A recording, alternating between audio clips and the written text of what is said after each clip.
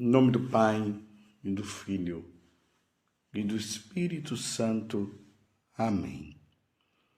Naquele tempo, quando Jesus entrou em Cafarnaum, um oficial romano aproximou-se dele suplicando: Senhor, o meu empregado está de cama, lá em casa, sofrendo terrivelmente com uma paralisia. Jesus respondeu: Vou curá-lo. O oficial disse: Senhor, eu não sou digno de que entres em minha casa. Dize uma só palavra e o meu empregado ficará curado. Pois eu também sou subordinado e tenho soldados sob minhas ordens. E digo a um: vai, e ele vai. E a outro: vem, e ele vem. E digo ao meu escravo: faz isto, e ele faz.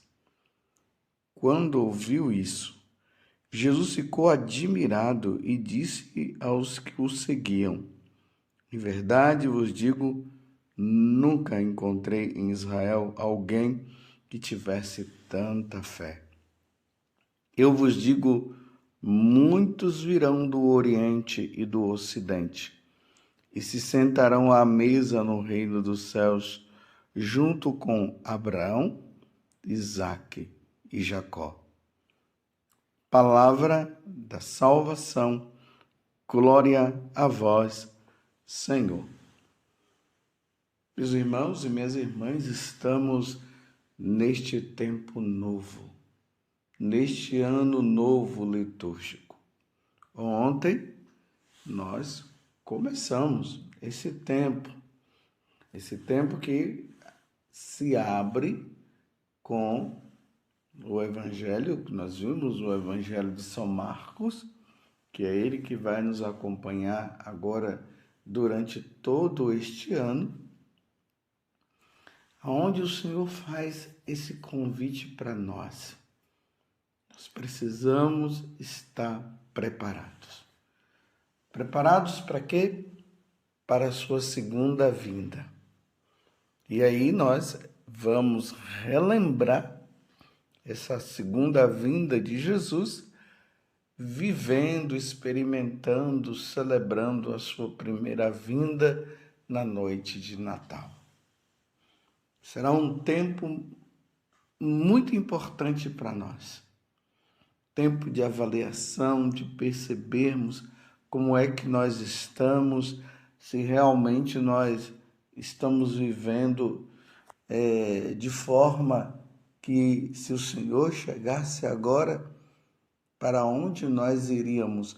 Nós iríamos estar com Ele no céu ou nós iríamos ficar afastados dele para sempre no inferno?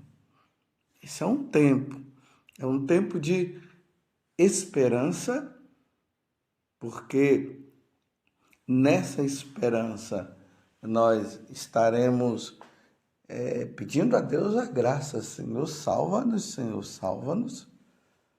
mas ao mesmo tempo nos percebendo o que é que tem na minha vida, o que é que eu estou vivendo que poderia me impedir de estar com o Senhor. O que me impede? O que me afasta? No Evangelho de hoje, nós estamos aí de maneira especial no Evangelho de São Mateus, capítulo 8, do versículo 5 até o versículo 11. Um oficial romano que aproximou-se de Jesus, suplicando: Senhor, o meu empregado está de cama lá em casa, sofrendo terrivelmente com uma paralisia. Aqui é muito importante nós notarmos o seguinte: um oficial romano, um pagão, adorador de Júpiter, de Vênus, adorador dos deuses romanos. Ele não adorava o Deus verdadeiro. Ele não era aquele que adorava, como diz no final, aqui Jesus entusiasmado, falando de Abraão, Isaque e Jacó. Abraão, Isaque e Jacó que tiveram a experiência verdadeira com o Deus único e verdadeiro. Deus se manifestou a Abraão, Isaque e Jacó. Lembremos que Abraão era um pagão. Ele vivia na cidade de Ur, lá na Mesopotâmia. Lá o paganismo era grande. Eles adoravam também os deuses criados por eles. Então, Deus se manifestou a Abraão, dizendo para Abraão para sair de Ur, que ele ia enviá-lo para uma terra nova, onde manava leite e mel. Isso aí foi se ver lá no tempo de Moisés. E a partir de Abraão iria se começar um povo novo, um povo que seria a luz para todas as outras nações, as nações paganizadas que ainda não tinham conhecido o Deus único, o Deus verdadeiro. E Deus falou para Abraão: olha, Abraão, de você virá uma grande descendência, e essa descendência depois foi se compreender que era nosso Senhor Jesus Cristo. Então agora, um oficial romano que não conhecia o Deus verdadeiro, mas que vendo Jesus fazendo tantos milagres, tantas curas, pessoas se convertendo, mas principalmente o fato de Jesus ter feito grandes milagres, esse oficial romano se despertou e vai, em busca de Jesus para curar esse empregado dele que estava de cama à beira da morte. E quando Jesus fala que iria curá-lo, que iria lá na casa dele para curar, ele disse: não, Senhor, não precisa ir, o Senhor cura daí mesmo, porque eu não sou digno.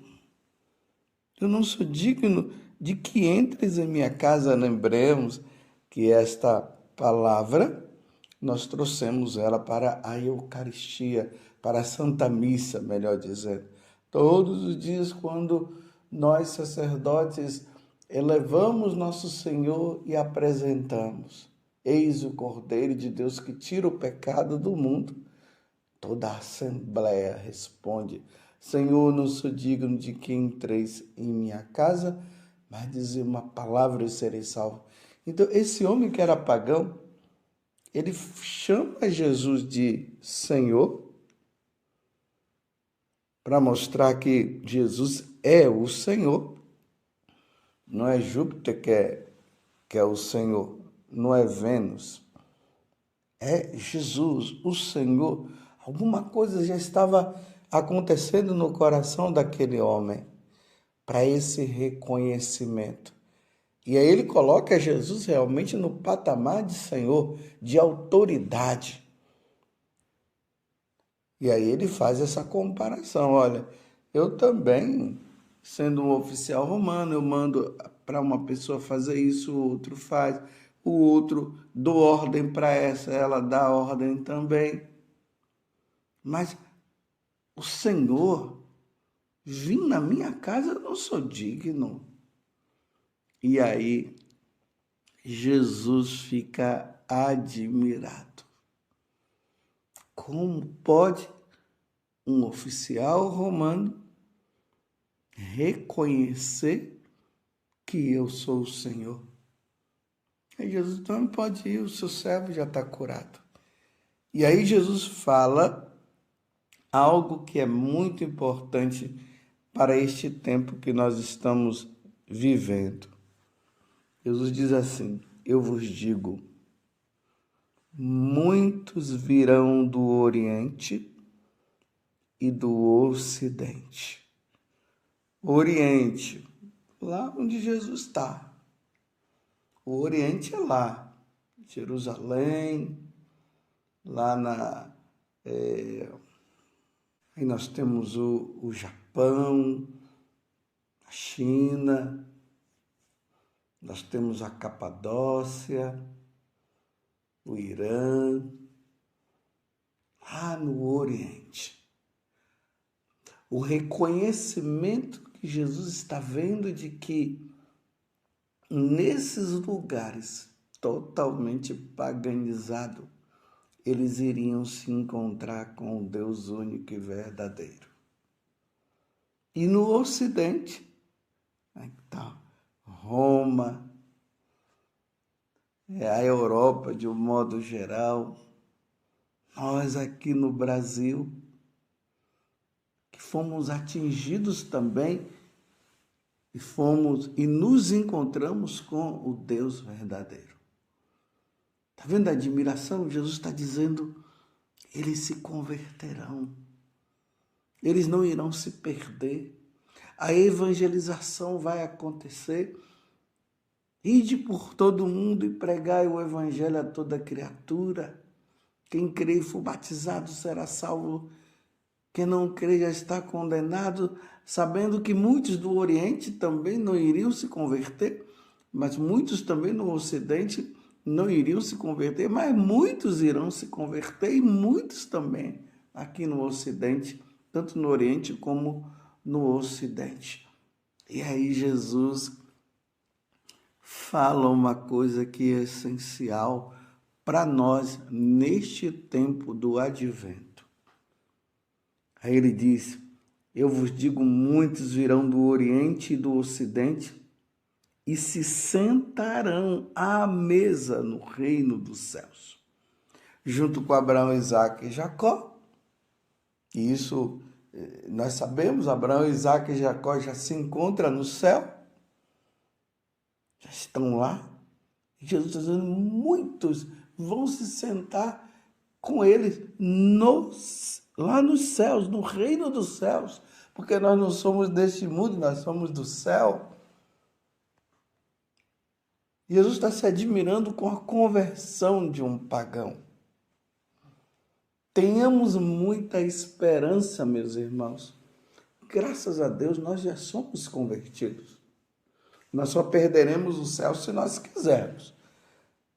Não tem como nós perdermos o céu, uma vez que nós já somos batizados. Mas pode ser que na sua casa tenha pessoas que foram batizadas, mas não praticam, não vão ao encontro do Senhor, como tem também. Isso, para mim, é duro saber de uma coisa dessa. E nos tempos que nós estamos, ainda tem pessoas que não foram batizadas. Mas há uma esperança. Jesus está nos dando uma esperança, porque no tempo de advento, a virtude da esperança ela está em vigor, ela está em ação. A esperança de nós vermos aqueles da nossa família que vivem como pagão, que não aceitam Jesus, e há uma esperança deles se encontrarem com o nosso Senhor Jesus Cristo. Enquanto nós vamos lutando, vivendo dia após dia o Evangelho de nosso Senhor Jesus Cristo, caindo, levantando, evitando esse pecado, lutando para ganhar o reino dos céus. E nós vamos vendo que dentro da nossa família tem pessoas que não estão nem aí e vivendo vidas de pagão e até vivendo em outras religiões. Mas há uma esperança de que eles irão se converter, para que um dia nós também possamos todos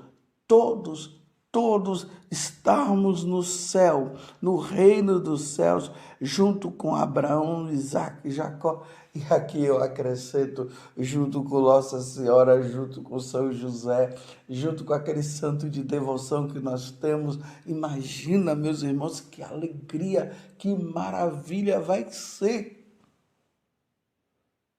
se nós nos encontrarmos todos lá. Por isso, precisamos rezar muito, porque os tempos são maus. Como diz lá no livro do Apocalipse, Satanás, sabendo que pouco tempo resta para ele, e resta mesmo pouco tempo para ele. Ainda mais que Jesus está prestes a voltar. Não sabemos quando, mas Jesus está prestes a voltar. E o demônio está investindo, está fazendo de tudo para levar o máximo que ele puder. Por isso, penitência, jejum, oração, como Nossa Senhora fala muito bem nas aparições. Precisamos rezar, fazer sacrifícios pela conversão dos nossos, para que, através das nossas orações e dos nossos sacrifícios, eles possam abrir o coração. Recentemente, estava conversando com uma pessoa e ela estava falando o seguinte, que aqui em Cachoeira Paulista tem um lugar que as pessoas vão lá e não é um lugar cristão, um lugar assim de candomblé. E ela dizendo assim, mas padre, que tem de jovens que estão indo lá e fazendo aqueles tipos de iniciações, de consagrações. Me deu uma tristeza no coração quando eu ouvi isso. São aqueles jovens que foram batizados, que aprenderam com seus pais o caminho da salvação, mas que agora estão entrando nisso. É modismo? Não sei. Mas que estão indo para lá? Estão. Por que eles não estão indo para a igreja? Por que eles não vão no domingo à Santa Missa? O que está levando eles a irem para esses lugares? Experimentar o quê? Fazendo aqueles tipos de consagrações que não são consagrações a Deus, a nosso Senhor Jesus Cristo. Não são consagrações a Nossa Senhora. Se perdendo. Talvez esses jovens que estão se perdendo são aqueles que estão na sua casa.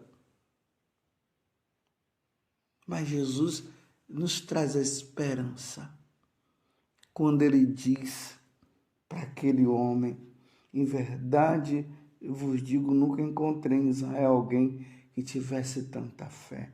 Eu vos digo, muitos virão do Oriente e do Ocidente e se sentarão à mesa no reino dos céus junto com Abraão, Isaque e Jacó. Virgem Santíssima, olhai por esses jovens e por tantas outras pessoas que têm abandonado o nosso Senhor Jesus Cristo, mas aqueles também que estão longe, que eles se convertam, que eles creiam no Evangelho. Como Jesus disse, os tempos, eles se abreviaram. Convertei-vos e crede no Evangelho. Foi isso que Jesus pregou. Crer no Evangelho é crer em Jesus Cristo. Se converter é largar o pecado e é viver em Deus, com Deus e somente para Deus. Que nesse tempo de advento que nós começamos ontem, possamos, como eu disse antes, rezar, porque, meus irmãos, é um combate espiritual, é uma luta grandiosa, não é brincadeira, temos que lutar, temos que pedir a Deus, claro, com muita tranquilidade, com serenidade, oferecendo as nossas orações, o texto que nós rezamos, a adoração que fazemos, a missa, que é o principal colocando ali no sacrifício de nosso Senhor Jesus Cristo, quando o padre começa a missa, que ele diz oremos. Ali é a oração da coleta, onde se recolhe todas as orações daqueles que estão rezando. E ali você, na hora que o sacerdote disser oremos, você coloca seu filho, coloca a sua filha, coloca seu esposo, aí você coloca a sua esposa, aquele primo seu que está longe de Deus, que não quer saber de Deus, aqueles que estão numa vida de revolta, aqueles que estão no mundo das drogas, da bebida, do sexo, do roubo. Você coloca ali. E durante toda a missa, no momento em que a missa vai acontecendo, porque é o sacrifício único de nosso Senhor Jesus Cristo, e ali naquele sacrifício de nosso Senhor, Deus vai dando as oportunidades e as pessoas vão se abrindo. Talvez algumas não, mas outras sim.